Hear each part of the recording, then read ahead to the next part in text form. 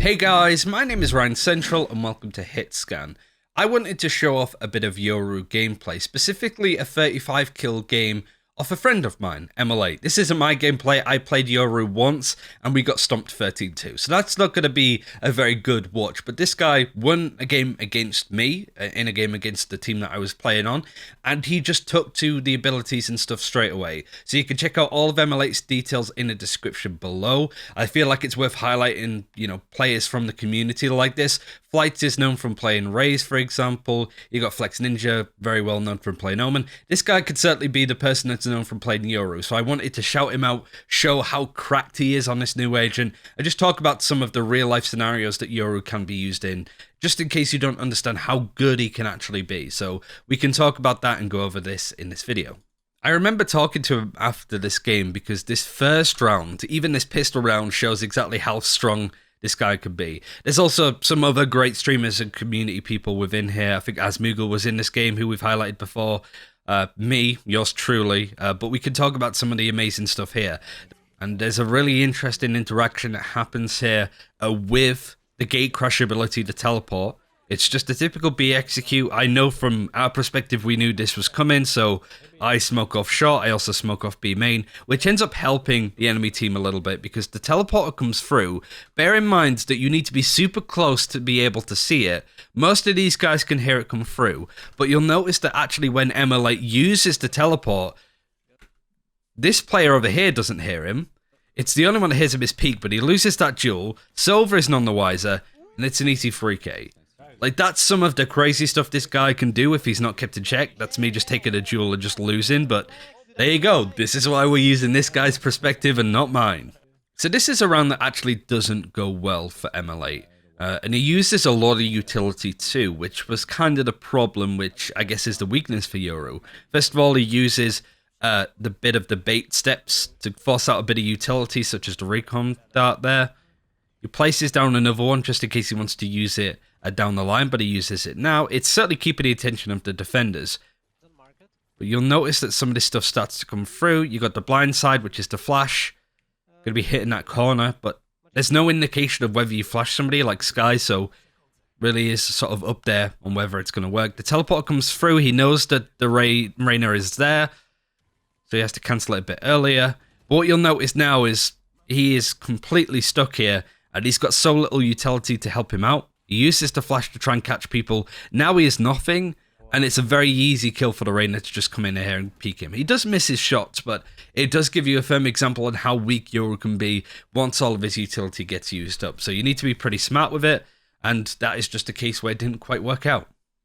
Another reason why I wanted to use somebody else's gameplay is because, for those that don't know, I do like color casting and analyst stuff for Valorant esports, so it's actually kind of good practice to explain some of the stuff that Yoru's been doing. I've started a new YouTube channel for those that are interested, highlighting Valorant esports, specifically for the European scene for now, but obviously I think we'll go to talk about North America and all of the other regions at some point too. Want to see stuff like roster mania moves, power rankings, those kind of things? You can find the YouTube channel in the description and the top comment alongside all of Emelejt's details. So this round they're looking to bait with a couple of fake out steps. The issue is that they kind of bug out a little bit here, and he only had the one, so they don't quite make the steps if they're up against a wall like that.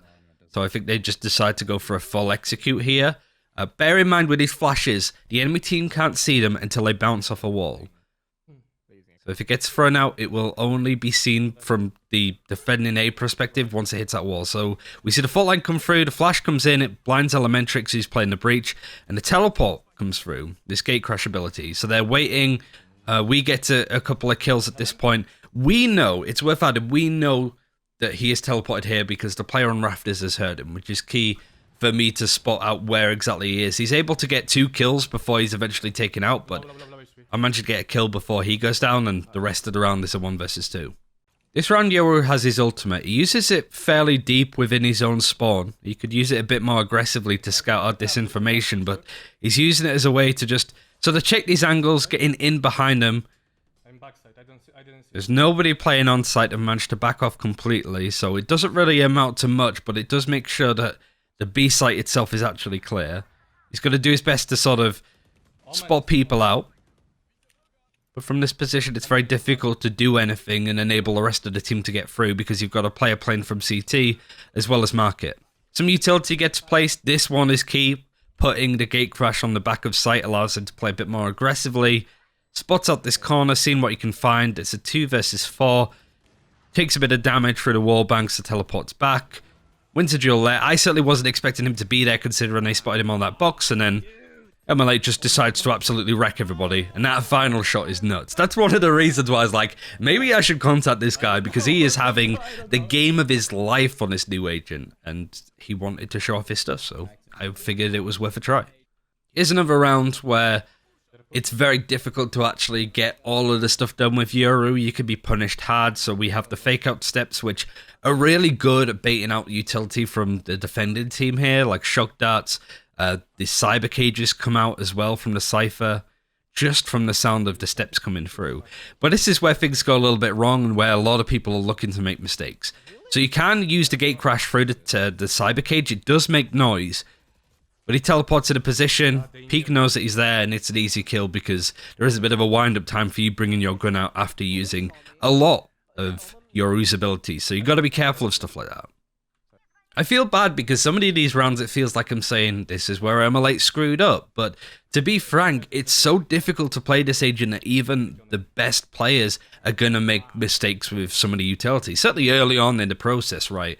And this is another one of those rounds, just key to show exactly how easy it is to punish some of the things, including the ultimate.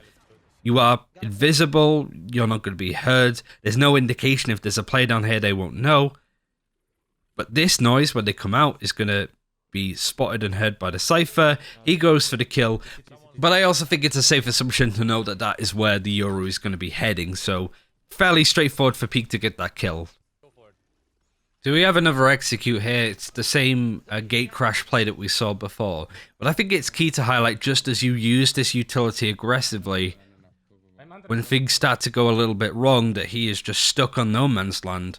In this position, right? So even the fact that he's able to almost kill everybody yet again, you can just see how almost helpless he is in this spot.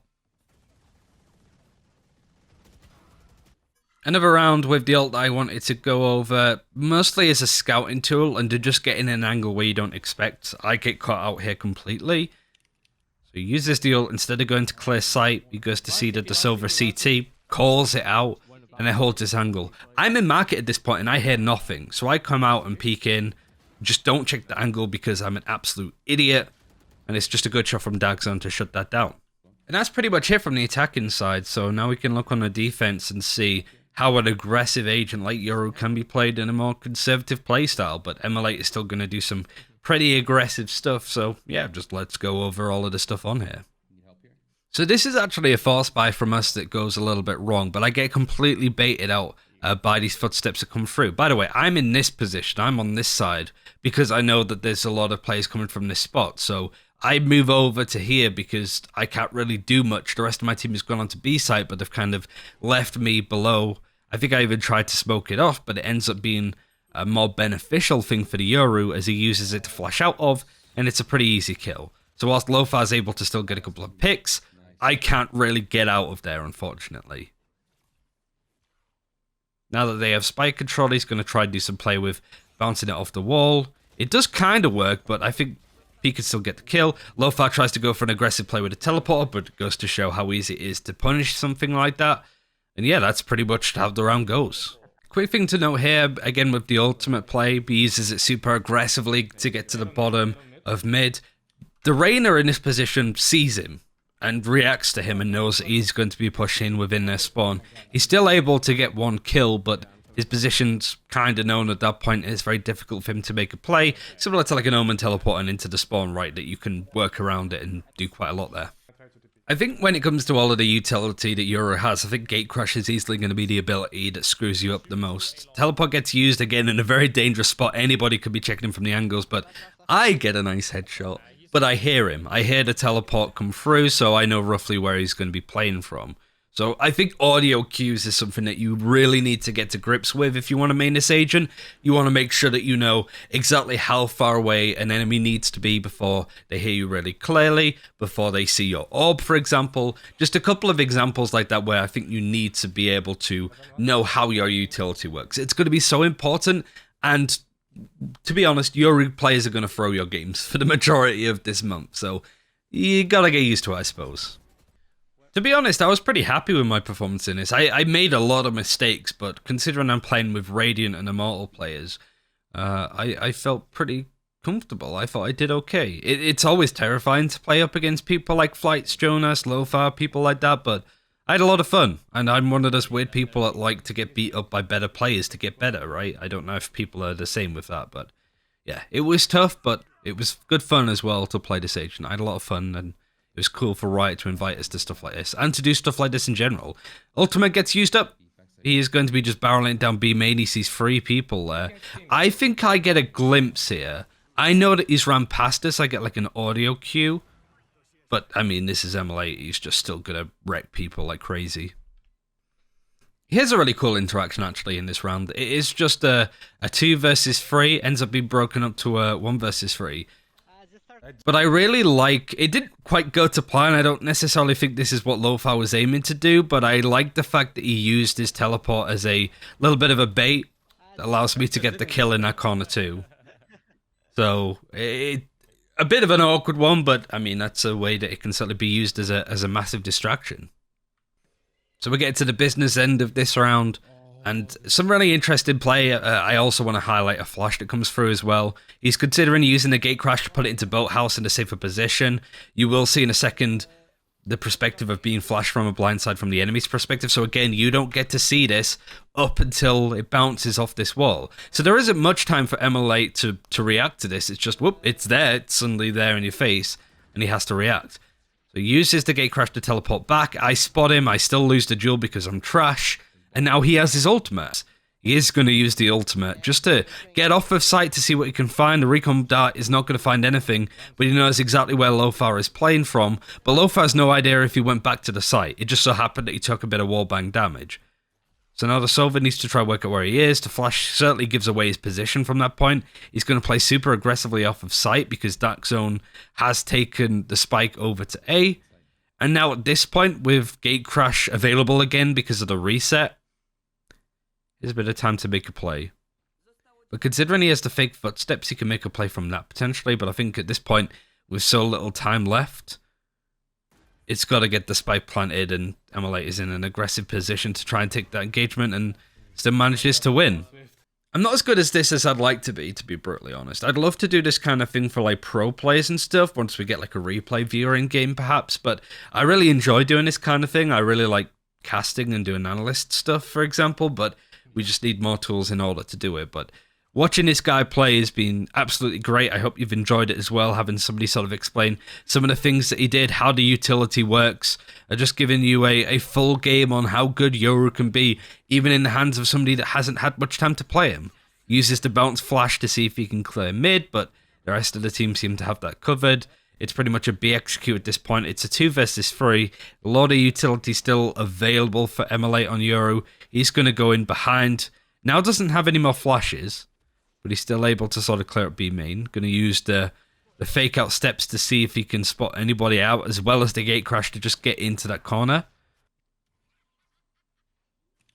Now it's just an old-fashioned clutch with Emelejt not having many abilities, but considering how this goes, I know exactly what happens. He uses the steps to figure it out, but Elementrix gets our final kill. 35 frag game for Emelejt on Yoru, and I hope you've enjoyed this video. Again, a bit different from what we usually do, but this was such a unique interaction. Emelejt was really happy for me to use this gameplay, so I really wanted to part this video considering I didn't get much gameplay myself, and really show you that this guy is insane. Some of the stuff that he can do is great, and I think he's going to be a great addition to the Valorant roster. Thanks for watching, take care, we'll see you next time.